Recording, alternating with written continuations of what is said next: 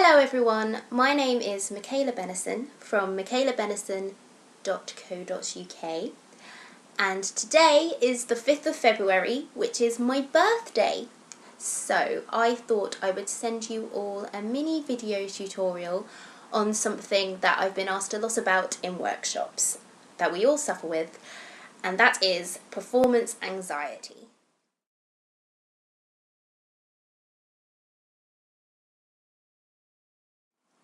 So, performance anxiety is like any other kind of anxiety, and it is basically triggered by the body's fight or flight response.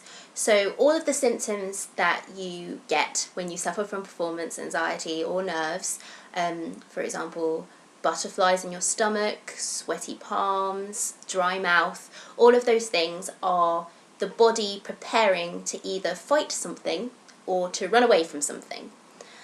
And the thing that we want to fight or run away from, and that triggers that response, is our fear of making a fool of ourselves, of embarrassing ourselves, and for everything to go horribly wrong and never being able to be seen in society ever again, because obviously that's going to happen. But firstly, that's not true, and secondly, it is possible to find ways of coping with and tackling performance anxiety. So I'm going to share my top 3 exercises and techniques with you today. So the first way to tackle performance anxiety, and kind of the biggest way you can tackle performance anxiety, is quite simple, and that is to practice and be as prepared as you can for whatever performance you are going to do.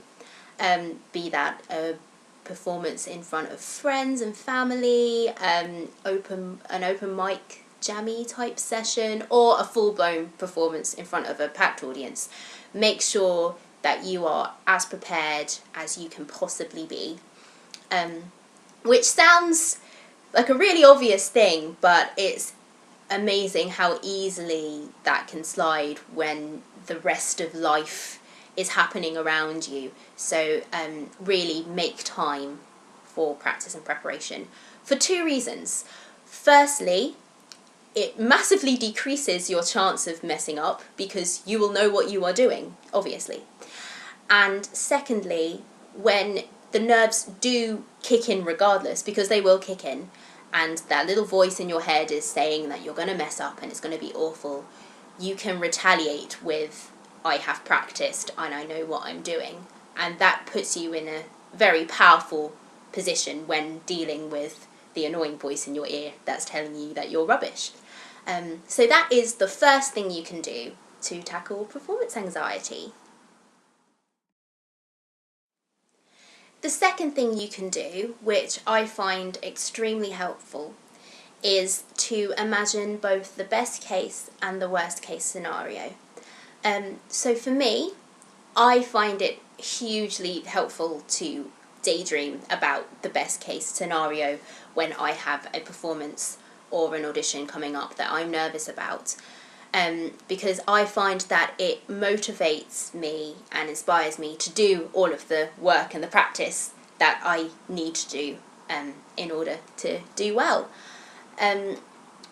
If you're the sort of person that uses daydreaming as a procrastination tool, so someone who spends all their time daydreaming about how great their performance is going to be, but then not actually putting the work in, then obviously keep that in check, but it can also be a very good thing for kind of filling you up with good performance-y vibes and making you feel very empowered to go on to doing all the practice. The other thing, which kind of, it sounds like it's counterintuitive, but it does help to think about the worst case scenario if you think about it in the right way, because things do go wrong, both things in and out of your control. If you've done the practice and preparation before, that minimises the amount that can go wrong that is in your control. But things can happen. Nerves can affect you in funny ways. So the way that I like to think about the worst case scenario is to put it into perspective. And you can do that by, in a calm, logical, clear way, asking yourself questions and actually going through what would actually happen and the aftermath of it. So, for example, forgetting your words, how would you feel? You would feel very embarrassed and not very nice.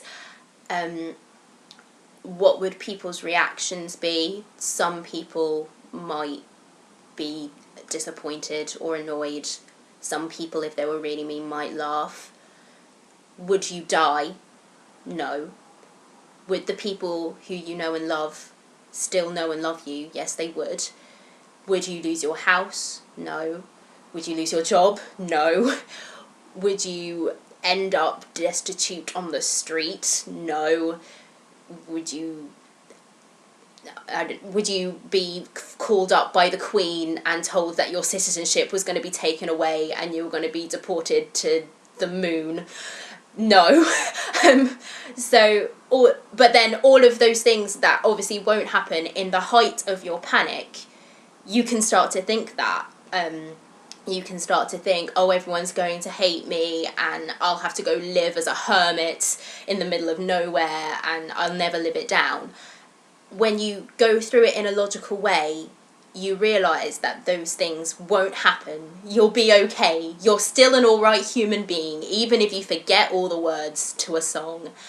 And then when the panic does kick in, you can then go back to that and say, no, I know, because I've been through it, that those things will not happen.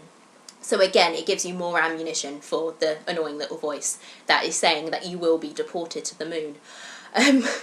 If your little voice says that.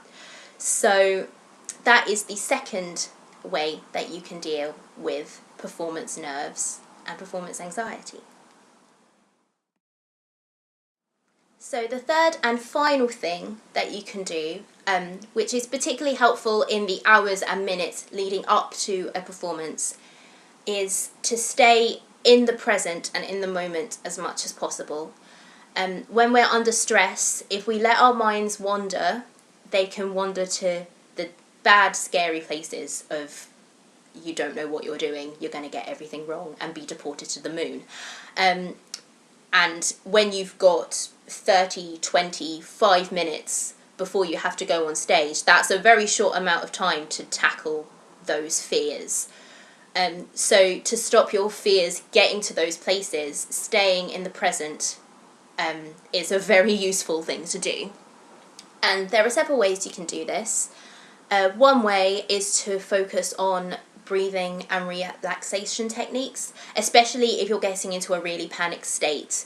Focusing your breathing and getting your breathing nice and deep and calm is a very good way of nipping anxiety in the bud, because when you physically get yourself into a calm place, your mind goes there as well and your feelings and emotions go there as well.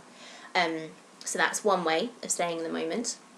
Another way, which I personally find very helpful, is to do things like vocal exercises and keeping your voice nice and warm, just like tiny little exercises that you personally really like. So for me, it would be things like sirening, panting and diaphragm work, especially because those things aren't very obvious. They're quite subtle, so if you're like sitting in a seat waiting to go on, you can do them quietly and people won't really notice you doing them, which is quite useful.